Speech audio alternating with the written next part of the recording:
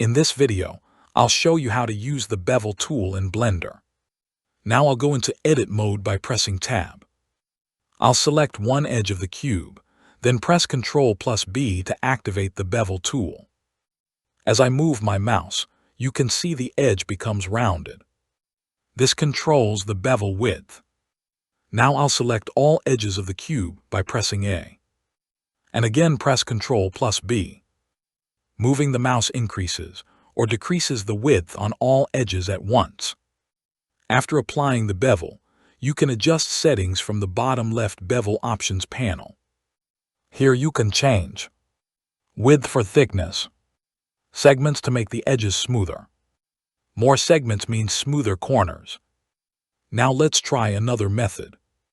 I'll go to the Modifiers tab, click Add Modifier, and choose Bevel Modifier.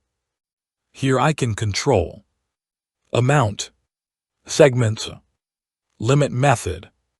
If I increase the segments, the edges become smoother. Finally, I'll right-click and choose Shade Smooth for a cleaner and more realistic look. And that's how you use the Bevel tool and Bevel Modifier in Blender.